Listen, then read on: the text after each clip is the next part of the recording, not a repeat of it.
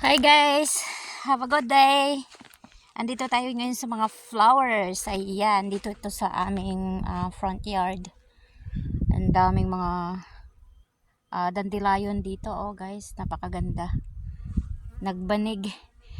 Kaso lang medyo makulimlim today. Kaya hindi sila masyadong nag-bloom. Pero nung isang araw talagang, ewan ko ba kung bakit hindi ko rin sila nakuhaan ng video or photos kasi ewan ko lang, hindi ko naisip pero namangha ako kasi mas makapal sila noong nakaraang araw kaysa ngayon.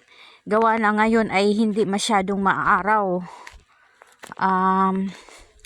Siguro pag yung mainit na yung weather, ayan, maganda na siguro dito ang pag-bloom nila kasi talagang kakapal sila. Ayan oh.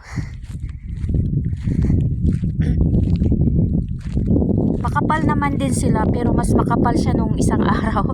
Ewan ko ba bakit hindi rin ako nakapag-video. Ayan. So, maganda.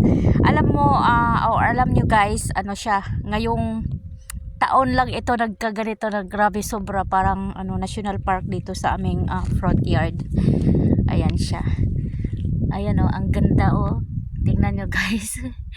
Napakaganda. Siguro pagka yung masyadong trek yung araw, baka mag video ulit ako. Ayan. Ewan ko ba kung bakit hindi ko nakuha na ng video nung nakaraan.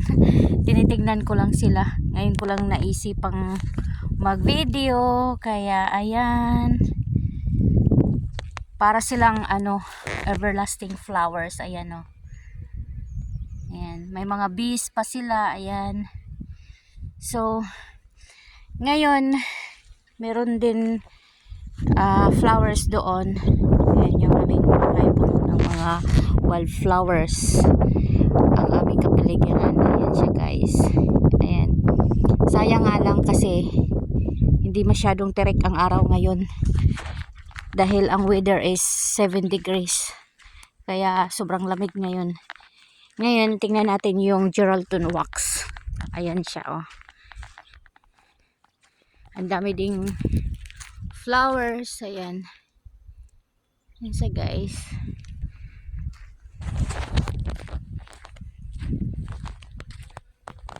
Ito, dalawang varieties ang ating Geraldton wax. Merong white, meron ding para siyang fuchsia pink.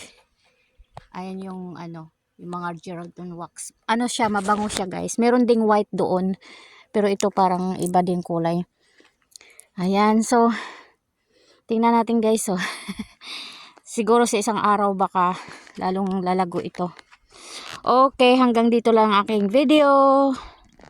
Thank you for watching. Bye bye.